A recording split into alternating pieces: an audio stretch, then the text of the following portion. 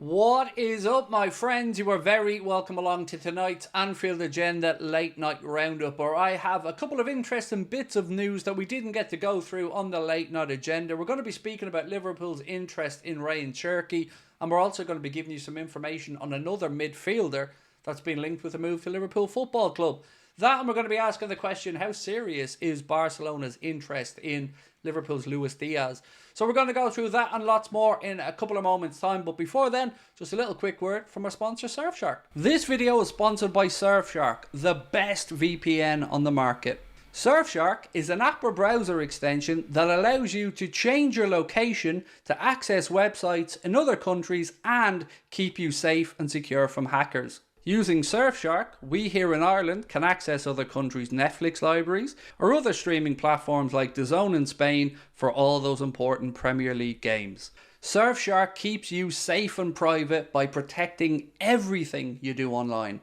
Everything. When your device connects to the internet, all that information is, in a way, blurred out. Surfshark is particularly useful for keeping you safe from being hacked if you use public Wi-Fi. Let's say you're in a cafe, you're at college, you're out and about, they've got you covered. Surfshark allows you to use one subscription on unlimited devices, meaning you can share your account with friends or family or that neighbour who's a little bit cheap. On top of all of this, Surfshark offers a 30-day money-back guarantee. You can also upgrade to Surfshark One, which includes the VPN, an alert system for breaches related to your data, such as emails and credit cards, and an antivirus software for your desktop. Our sign-up offer gives you Surfshark VPN for a little over €2 a month. Right, my friends, we are back and let's get straight into it. Barcelona I Luis Diaz is the title of this, and it's a piece from Diario Sport that say that Liverpool are going to face a bid coming in for Luis Diaz in the summer. Barcelona freeing up the financial ability to do it, as we spoke about on yesterday's video. This one here says the offer could be worth up to €70 million or just under £60 million.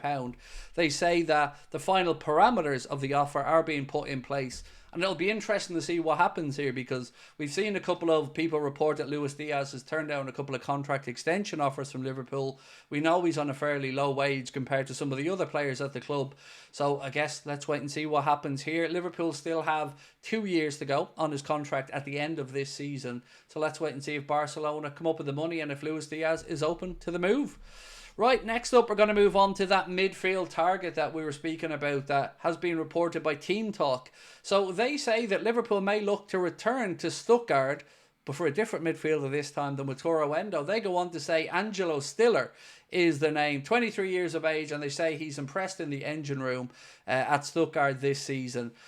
Price tag about €40 million is being mentioned here. If Liverpool were to go in to make a deal, it would be a little bit ironic, this one, that we go back into Stuttgart for a player that's maybe moved into that midfield engine room, or at least taken up some of the responsibilities since Wataru Endo joined the Reds. So any thoughts on him? Very much welcome in the comment section. I'm not going to say I know too much about him, but when you see things like €40 million, 23 years of age, playing in the Bundesliga, all things that you think would certainly be in the right category for Liverpool to be looking at. I haven't watched anything of him. I don't watch much of German football. I don't really watch Stuttgart. So do let me know, those of you who maybe watch the Bundesliga a little bit more than me, do you think that this could be another alternative towards the replacement for maybe Martin Zubimendi, who of course we did manage to get over the line in the summer? So thoughts on him, very much welcome.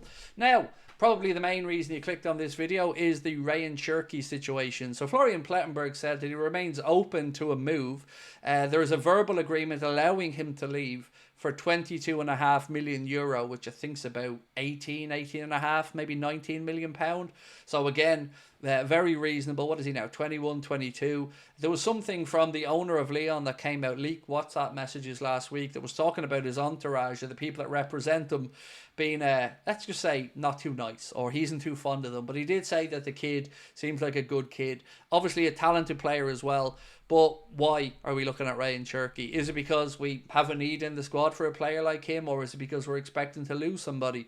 Either way, it feels like it would be a bit of a roll the dice signing.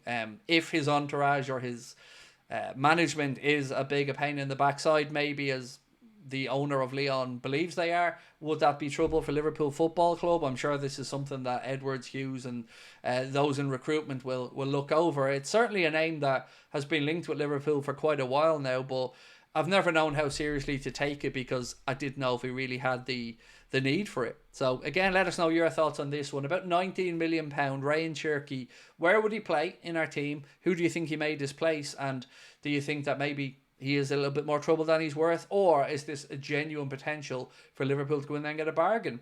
I want to just bring you some comments from Arne Slot, by the way, in response to Erling Haaland's 9.5-year contract renewal with Manchester City. He said, "We know how good we have to be every single day to compete in this league. It's not only the club you're referring to. Chelsea have also spent 1.2 billion and United have spent an incredible amount. Every team spends a lot of money over here. That's why it's such an interesting league to be part of. Some seasons this club spends a bit more, and other seasons other clubs spend a bit more. That's what makes this league so intense and so difficult to win. But that's also the reason why we all want to be here, because you want to compete against the best, with the best. We're very happy with the team that we have at the moment. We're still able to compete with all these teams that are spending an incredible amount of money." So the last couple of lines of that stand out to me. We're all very happy with the team we have at the moment. We're still able to compete with all these teams that are spending an incredible amount of money. Is that an indication that we're not spending an incredible amount of money? Is that an indication that maybe he does want a little bit more from the owners? He's always going to have to praise his team, and rightly so. I wouldn't want their manager throwing players under the bus. But we do see that there are players he doesn't feel that he can lean on in moments where we need a difference maker. We didn't see Chiesa come off the bench. We haven't seen Elliott get a lot of minutes. We know the situation with Toro Endo. So yeah, I mean, is this maybe the manager getting a bit antsy and realising that the Premier League landscape is one where you need to spend? Also, some updates on the Alphonso Davies thing. There are some conflicting reports about this. David Ornstein, which is certainly the side of this that I'm believing, said that an agreement for Alphonso Davies over a new 4-year contract with Bayern Munich is getting closer, and there's only small little things to be figured out, and it's going to be a proposed 4-year deal, according to David Ornstein of The Athletic. That, though, is very much at odds with Marca, who are saying, breaking, Alphonso Davies is close to saying yes to Madrid. Personal terms have been agreed. Feels like Madrid are getting a bit desperate here, that they maybe are losing a player that they thought they had in the bank. So thoughts on this one? I'm very much believing David Ornstein's side of this, by the way. But wait and see what happens with it. And I did know and did say to you that I very much didn't expect our name to be in the mix for Alphonso Davies, and it very much looked like that's the case. So that's it from me this evening, ladies and gentlemen. Your thoughts on everything we've spoken about. For those of you that have come in and over the last few months or tried to have a pop at me or whatever, I gave the chance tonight. I did a poll that I said, if you want me to leave, just say so. And we did a poll on the channel, and thankfully for me, people decided they wanted me to carry on and keep doing what I'm doing, and that's exactly what I'm going to do. So thank you to all of us that continue to support us. I am aware that these transfer windows can be emotional times, but tomorrow at least we get to look back at the Reds in action against Brentford and hopefully 3 more points on the board. I'll talk to you then. Much love. Bye-bye.